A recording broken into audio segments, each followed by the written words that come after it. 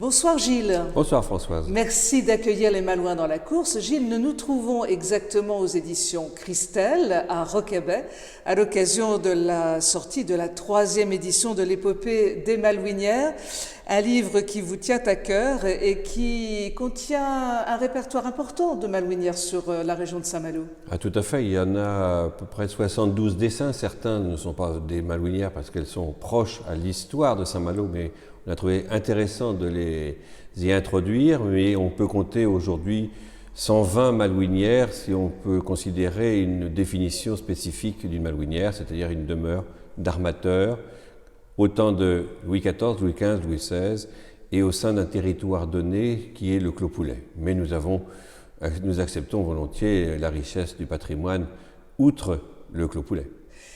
La 3e édition de l'épopée des Malouinières a une petite différence par rapport aux précédentes. Oui, nous avons retrouvé deux dessins d'Alain Bayache qui évoquent deux petites malouinières magnifiques qui sont le Petit Frottu et la Ville des Orisques.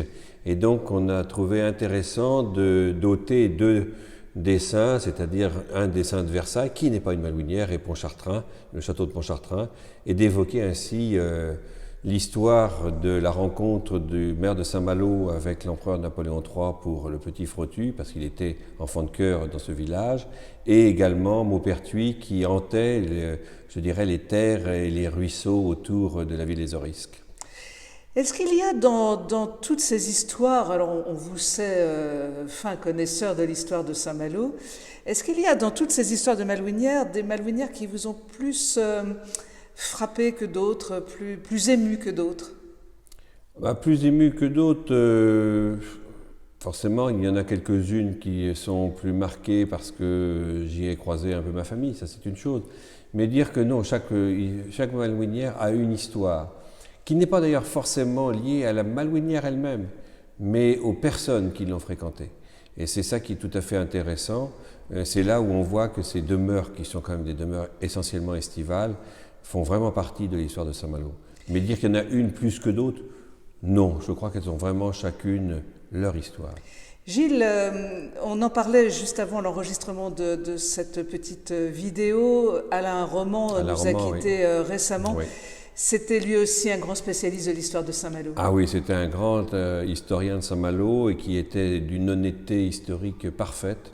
Son ouvrage sur la traite négrière en est un parfait exemple. C'était un fin connaisseur également de Surcouf. C'est désormais un ouvrage dit de référence. Voilà, il y a des ouvrages de référence, Surcouf, toute l'histoire de la famille Surcouf. Après lui, il n'y aura plus grand-chose à dire.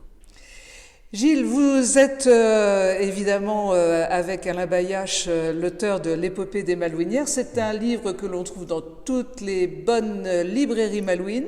Cela se doit, oui. Et qui est déjà très très présent parmi les librairies des Malouins, les bibliothèques des Malouins. Mais il va quand même falloir peut-être acheter cette nouvelle édition qui est vraiment différente.